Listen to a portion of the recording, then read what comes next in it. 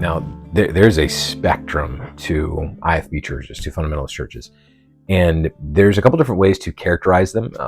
One of the ways that when I start to think about and want to consider and define, what do I mean by IFB, fundamentalist churches? The thing that I think most would coalesce and identify around, the most common denominator among them, is their commitment to the King James Bible. Now, there's a lot of other things that I think would fall into that or fall under that, but I think that's the most common one. There's a lot of other characteristics like legalism, separation, and by legalism I mean the kind of standards that are asserted as, hey, this is what must be, or the Lord isn't pleased, or hey, this is the only thing that's acceptable. I think those are the characteristics, but I think that the centralizing factor is the commitment to the King James. And like I said, there's a spectrum to this. There's, on the one hand, there is the Ruckhamite, God gave it to Paul and Moses in King James English, and it eventually got back to us in 1611. The other end of that is the far end of that is the King James preferred of, I'm sure God can work through the translations, but really this is the only one that we would use. And because of that spectrum, there's a wide variety of experiences. And I wouldn't even necessarily say mine is the typical one, because of the ministry background that I grew up in. But those things, standards, the Bible translations, musical preference, those sorts of things, are the characteristic factors, I think, that describe, when I'm talking about IFB churches, most commonly, or that when I talk to somebody else who said, oh, that's my background, that's kind of the common denominators.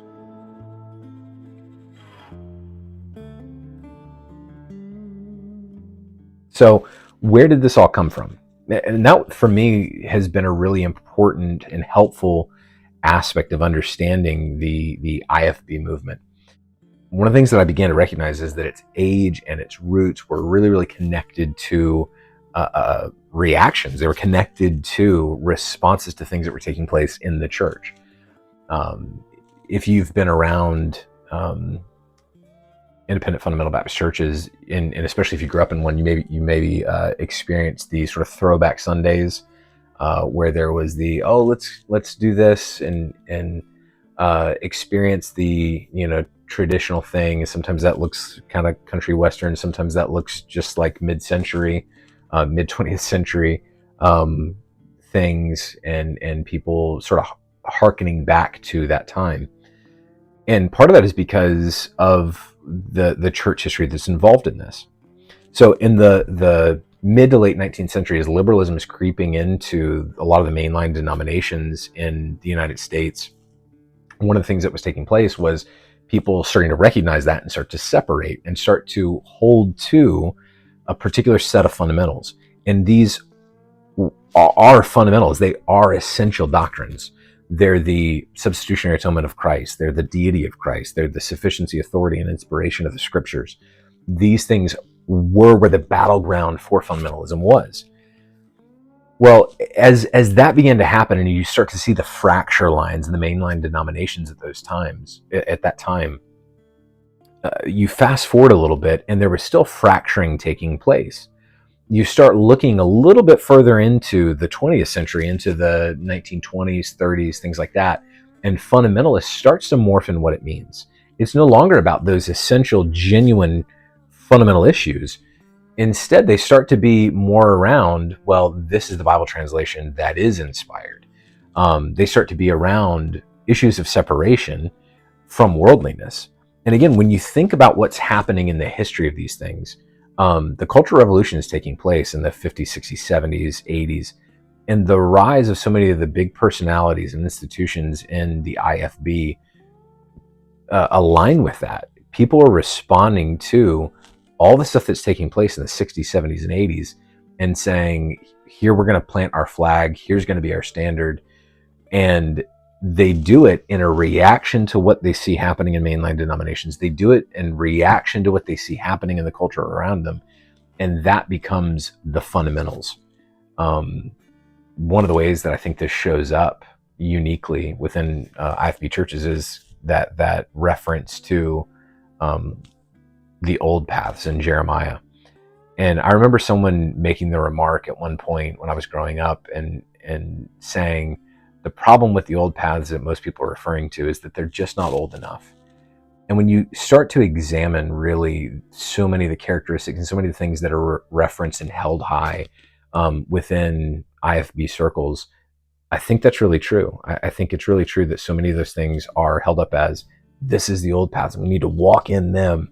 But what they're really referring to is a specific cultural moment that doesn't go back far enough. It doesn't go back 300 years.